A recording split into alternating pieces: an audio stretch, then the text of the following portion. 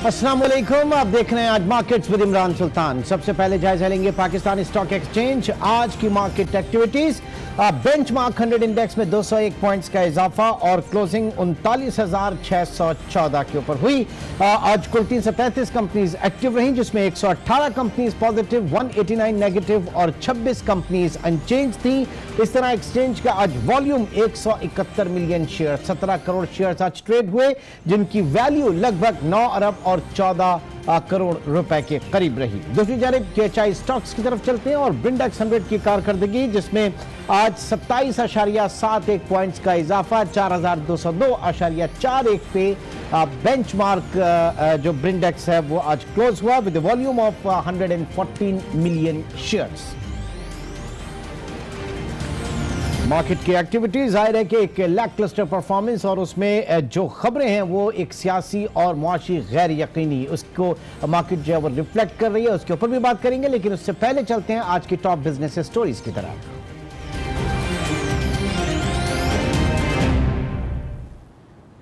Saudi अरब पाकिस्तान में 10 अरब dollar सरमायाकारी करेगा। वजीर पेट्रोलियम गुलाम सरवर खान के मुताबिक गवादर में ऑयल रिफाइनरी के क़याम और पेट्रोकेमिकल सेक्टर में सऊदी सरमायाकारी की जाएगी। मुआहदे पर दस्तखत फरवरी के आखिर में सऊदी वली अहद मोहम्मद बिन सलमान के दौरे पाकिस्तान के मौके पर किए जाएंगे। ऑयल रिफाइनरी के क़याम के सिलसिले में सऊदी वजीर तवानाई खालिद बिन अब्दुल अजीज गवादर का दौरा कर चुके हैं। बैंक ने स्टेक होल्डर से मुशावरत के बाद पाकिस्तान में सरमायाकारी और कारोबारी माहौल में बेहतरी के लिए इब्तदाई तजावीज़ तैयार कर ली हैं। इन तजावीज़ में कई वफाकी और सूबाई सतह के शॉर्ट टर्म और मिड टर्म इक़दाम तजवीज़ किए गए हैं। वर्ल्ड बैंक का कहना है कि वफाकी और सूबाई सतह पर पब्लिक प्राइवेट डायलॉग के लिए कोई प्लेटफॉर्म मैसर नहीं। इस तरह के मुशावरती फोरम्स का निहायत कारआमद साबित होते हैं। तजवीज़ किया गया है कि इस्लाहात के साथ रूल्स एंड रेगुलेशंस और प्रोसीजर को भी आसान, सादा और शफाफ बनाने की जरूरत है। बिजनेस रिकॉर्डर के मुताबिक वजारत दाखिला को 15 साल से दहशतगर्दी के खिलाफ जंग में हिस्सा लेने वाली सिविल आर्म फोर्सेस की इस्तेदाद में इजाफे के लिए 55 अरब 40 करोड़ रुपए के फंड्स की जरूरत है। वजारत दाखिला इस नतीजे पर पहुंची है कि ऑपरेशन ज़र्ब अज़्म और रद्दुल फसाद के समरात सिर्फ उसी सूरत में फायदेमंद हो सकते हैं कि पाक अफगान बॉर्डर को मुस्तैदी के साथ मैनेज किया जाए और दहशतगर्दों को किसी सूरत पाकिस्तान में दोबारा दाखिल न होने दिया जाए।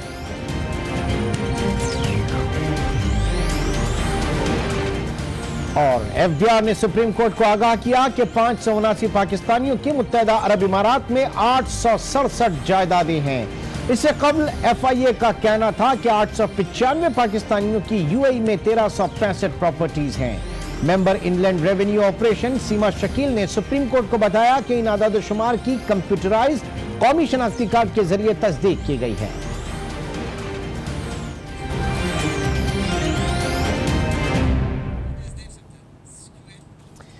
और नाज़रीन, आपको बताएं कि सिंध हुकूमत की जानिब से सब्जी और फलों की बरामद में इजाफे के लिए बनाया गया एग्रो एक्सपोर्ट प्रोसेसिंग जोन 7 साल गुजरने के बावजूद भी गैर फाल है। वहां क्या सूरत हाल देखी जा रही है, आज न्यूज के नुमाइंदे सफदर अब्बास से जानेंगे। जी सफदर, हमें बताइएगा कि एग्रो एक्सपोर्ट प्रोसेसिंग जोन के हवाले से क्या अपडेट्स हैं, क्यों ये गैर फाल हैं? जी बिल्कुल, सूबा सिंध में ज़रूरी सेक्टर को तरक्की देने के लिए हुकूमत सिंध ने कराची सब्ज़ी मंडी के हक़ में एक मनसूबा शुरू किया गया था। एग्रो एक्सपोर्ट प्रोसेसिंग जोन नाम दिया गया था, जिसके अंदर बड़ी तादाद में ज़मीनें जो हैं वो एक्सपोर्टर्स को दी गई थी। अब मनसूबे को काफ़ी अर्सा गुजर चुका है, लेकिन हम देख रहे हैं कि यहाँ पर मनसूबा जो है वो अभी तक गैर फ़ाल है, बल्कि यहाँ पर कोई काम भी हमें तामीराती नज़र नहीं आ रहा। जो यहाँ के अलाटीज़ हैं उन्होंने अपनी मदद आप के तहत कुछ जो है वो कोल्ड स्टोरेज की तामीर का काम तो शुरू कर दिया गया है, लेकिन उनका कहना है कि अभी तक मनसूबा जो है इल्तिवा का शिकार है, जिसकी वजह से हमारी जो एक्सपोर्ट जो है वो उतनी ज़्यादा नहीं बढ़े जिसकी उम्मीद की जा रही थी। तो एक्सपोर्टर्स का कहना है कि यहाँ के जो कन्वीनियर है उनसे भी बातचीत हुई, तो उनका ये कहना है कि अगर मंसूबा जल्द अज जल्द मुकम्मल कर लिया जाए तो इससे ना सिर्फ सिंध से जो हमारी फलों की एक्सपोर्ट है वो बढ़ जाएगी, बल्कि पाकिस्तान को भी कसीर ज़र मुबादला मिल सकेगा। जी बहुत शुक्रिया सफदर अब्बास, आप इस वक्त हमें अपडेट कर रहे थे। और नाज़रीन, अब चलते हैं जरा स्टॉक मार्केट की सूरत हाल। आबिद अली हबीब, मेंबर पाकिस्तान स्टॉक एक्सचेंज और डायरेक्टर पाकिस्तान स्टॉक एक्सचेंज, इस वक्त हमारे साथ मौजूद हैं। आबिद साहब, बहुत शुक्रिया। इस वक्त जानना चाहेंगे कि एक मुआशी और सियासी गैर यकीनी है और वो रिफ्लेक्ट हो रही है आपकी इक्विटी मार्केट में, मार्केट के ट्रेडिंग वॉल्यूम्स में। ये किस हद तक ज़हर कातिल है, क्योंकि जो ब्रोकरेज हाउसेज हैं इस वक्त, जो मिडिल साइज ब्रोकरेज हाउसेज और छोटे जो ब्रोकरेज हाउसेज हैं, वो किस तरीके से सर्वाइव कर रहे हैं इन वॉल्यूम्स के साथ, जो पिछले 2-3 साल से हम देख रहे हैं कि वो पनप ही नहीं पा रहे। आबिद साहब। जी जी बिल्कुल, आपने सही कहा कि मार्केट में जो वॉल्यूम्स हैं उसका बहुत बुरा हाल है, क्योंकि कॉस्ट ऑफ डूइंग बिजनेस जो है वो बहुत ज्यादा है, टैक्सेस बहुत ज्यादा लग रहे हैं, लेकिन मार्केट में कोई भी ट्रेडिंग इंटरेस्ट जो है ना वो कम होता जा रहा है। फॉरेनर्स जो हैं विड्रॉल्स कर रहे हैं, आपने देखा होगा कोई 2018 के कैलेंडर ईयर में कोई $500 मिलियन का फॉरेन आउटफ्लो हुआ है, और उसकी वजह से मार्केट में वॉल्यूम्स और उसकी डेप्थ भी बहुत कम हो गई है। अब हमें उम्मीद है कि इस दफा जो मिनी बजट है उसमें हमने सजेशंस दिए हैं गवर्नमेंट ऑफ पाकिस्तान को कि प्रिजम्पटिव टैक्सेस जो हैं जो 0.02% है उसको या तो एबॉलिश कर दिया जाए, अगर वो नहीं भी हो सकता तो 0.01 कर दिया जाए, ताकि एटलीस्ट ब्रोकरेज हाउसेस सरवाइव कर सकें। अभी इतनी ओवर रेगुलेशन है, इतनी ज्यादा चीजों नहीं, आप समझते हैं कि मिनी बजट तो आ ही इसलिए दिया है कि रेवेन्यू शॉर्टफॉल है, तो रेवेन्यू शॉर्टफॉल में ऐसे में इस तरह के मेजर्स खुद फाइनेंस मिनिस्ट्री दे सकती है। क्या आपकी क्या बात हुई है वजीर खजाना से? मार्केट को बहुत अच्छी तरीके से समझते हैं असद उमर। देखिए, मार्केट में सबसे बड़ा इशू जो है वो ये है कि इसमें गवर्नमेंट ऑफ पाकिस्तान का बहुत बड़ा स्टेक है, और जिस तरह आगे प्राइवेटाइजेशन के प्लान हैं उसमें उस वक्त तक प्राइस मिल ही नहीं सकती जब मार्केट की डेप्थ नहीं बढ़ेगी। और मार्केट की डेप्थ बढ़ाने के लिए वॉल्यूम्स जो हैं वो आपकी बहुत बड़ा अट्रैक्शन होता है, ताकि उसकी इम्पैक्ट कॉस्ट जो है ना कम से कम रहे और ज्यादा से ज्यादा फॉरेनर्स काम कर सकें। बहुत सारे फॉरेनर्स इसलिए भी विड्रॉल कर रहे हैं कि मार्केट में जब बेचने जाते हैं तो जहां पहले आज से 10 साल पहले कोई सेल होता था तो 1% नीचे बिक जाता था, अब जो है 10% नीचे माल नहीं बिकता। तो ये इश्यूज आ गए हैं, जिसकी वजह से हमने सजेशन ये दिए हैं कि ये जितने प्रिजम्पटिव टैक्सेस हैं, कैपिटल वैल्यू टैक्सेस हैं, ये बिला वजह के जो है ना, अगर आप प्रॉफिट करें तब भी टैक्स देना है और लॉस करें तब भी टैक्स देना है। ठीक है, कैपिटल गेन टैक्स के इम्पोजिशन की बात से फिर ये सारे टैक्सेस खत्म हो जाने चाहिए। तो आबिद साहब, ये कोई नई चीज नहीं है, नया मुतालबा नहीं है, इसके ऊपर भी बात करेंगे। आबिद अली हबीब के साथ इस वक्त एहसन मेहनती ने भी हमें ज्वाइन किया। आप CEO हैं आरिफ हबीब इन्वेस्टमेंट्स के। एहसन मेहनती, जो इस वक्त डिमांड की जा रही है ब्रोकरेज कम्युनिटी की तरफ से टैक्सेस में रिलीफ के हवाले से, ये कोई नई डिमांड नहीं है। क्यों नहीं समझा जाता? फाइनेंस मिनिस्ट्री इसको क्यों नहीं समझती? और इस वक्त ज़ाहिर है कि ये कहा जा रहा है, ये तवक्का की जा रही है कि मिनी बजट में जो आप लोगों के प्रपोजल्स हैं उनको एड्रेस किया जाएगा। क्या मुमकिन होगा? देखिए, बिल्कुल जनवरी 23 जो है खुशाइन दिन जो है वो साबित हो सकता है, और असद उमर साहब की तरफ से कैटेगोरिकली कहा गया है कि capital market investors, stock exchange investors जो है अच्छी खबर का जो है मुंतजिर रहें। जहाँ के एक लोग कह रहे हैं कि कुछ नए टैक्सेस इंट्रोड्यूस होंगे या फिर जो है टैक्सेस में रद्द-बदल होगा, बट जाहिर है कैपिटल मार्केट के लिए एक बहुत अच्छी खबर जो है वो सामने आएगी। अब ये कैपिटल गेन टैक्स की मद में भी हो सकता है, एडवांस टैक्स की मद में भी हो सकता है, और कैपिटल लॉसेस को कैरी फॉरवर्ड कर जाए इस मद के अंदर भी हो सकता है। अच्छा, हमने हमेशा देखा कि buy on rumours sell on facts, तो अभी तक मार्केट में जो आप बात कर रहे हैं बड़ी पॉजिटिव एक मोमेंटम बन सकता है। आबिद अली हबीब साहब, ये फरमाइए कि वो चीज मार्केट में buy on rumours sell on facts वाली चीज देखने में नहीं आई है, वॉल्यूम्स आपके उतने ही हैं? वॉल्यूम्स देखिए उसी वक्त बढ़ेंगे जब, जैसा मैंने कहा कि कॉस्ट ऑफ डूइंग बिजनेस कम होगा। कॉस्ट ऑफ डूइंग बिजनेस उस वक्त कम होगा, उस वक्त कम होगा जब टैक्सेस वगैरह कम होंगे, तो ऑटोमेटिकली वॉल्यूम्स बाद में आप देखेंगे कि प्रोग्रेसिवली बढ़ना शुरू हो जाएंगे। और इसी तरह जो हमारी एक और डिमांड थी कि 3 इयर्स का जो लॉसेज हैं उसको भी जो है ना उसको अकाउंट फॉर किया जाए, क्योंकि अभी ये होता है कि कैपिटल गेन टैक्सेस और कैपिटल लॉसेस जो होते हैं उसको जो है 1 साल के बाद वो खत्म हो जाते हैं। तो ये डिमांड भी असद उमर साहब ने हमें ये उस वक्त उन्होंने कहा था कि हम ये पूरी कर देंगे, और हम उम्मीद रखते हैं कि मिनी बजट में इस चीज की, इस डिमांड को भी पूरा किया जाएगा। लेट्स सी के 23 जैन जो है वो कैसा साबित होगा। एहसन मेहनती, ये फरमाइए कि हुकूमत के लिए, खुद हुकूमत के लिए कितना जरूरी है इस वक्त एक्टिव करना एक्विटी मार्केट को? जाहिर है कि जो चीप मनी, जो चीप बोरोइंग करनी है मार्केट से, वो जो है एक ग्रोथ इंजन हो सकता है गवर्नमेंट की बोरोइंग के लिए इन टर्म ऑफ नए आईपीओ अगर वो लेकर आती है, ये डिसबर्समेंट जो है वो करती है। तो यहाँ पे इस टूल को कितना एड्रेस किया जाना जरूरी है और ये मिसिंग है?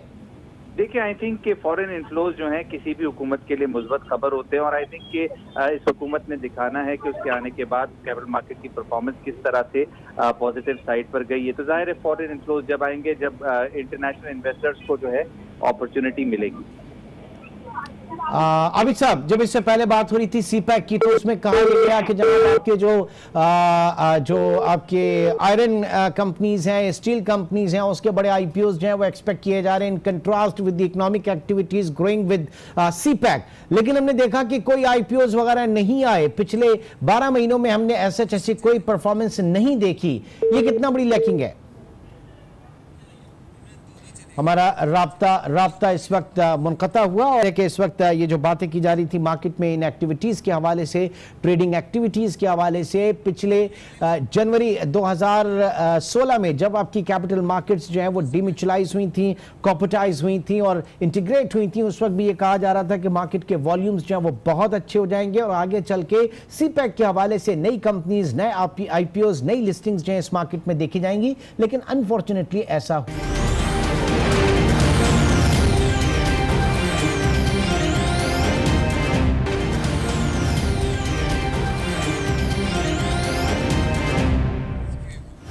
Welcome back. एक बार फिर हमें ज्वाइन किया आबिद अली हबीब, डायरेक्टर पाकिस्तानी स्टॉक एक्सचेंज ने। आबिद साहब, अब मार्केट में ट्रिगर क्या होगा? मार्केट में एक जो इंडेक्स के हवाले से ग्रोथ इंजन क्या होगा?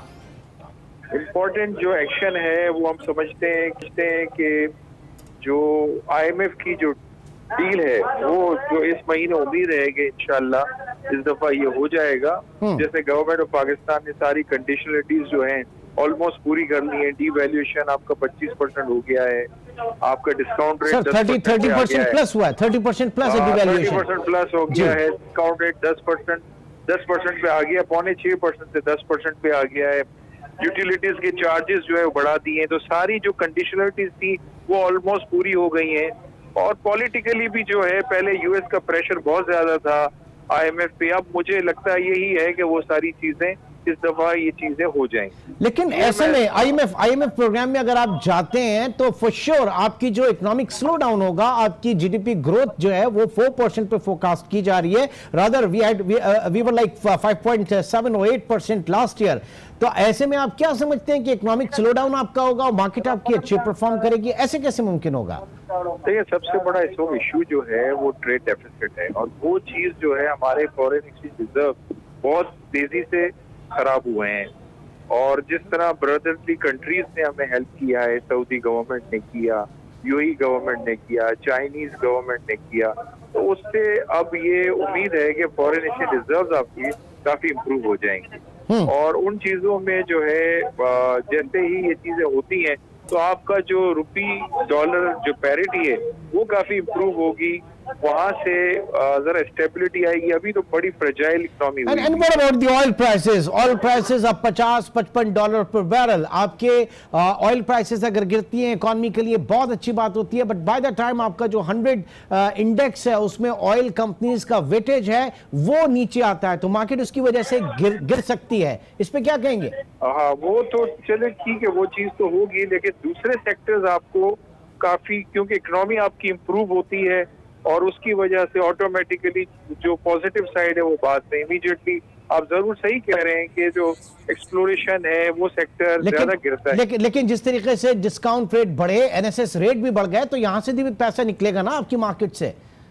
जी, उसकी वजह से भी मार्केट में डेफिनेटली वो प्रेशर जरूर रहता है, लेकिन ठीक है। सो बाय एंड लार्ज आप कह रहे हैं कि प्लस माइनस का सिलसिला जारी रहेगा, लेकिन एक सर्टेन डायरेक्शन जरूर मिलेगी मार्केट को।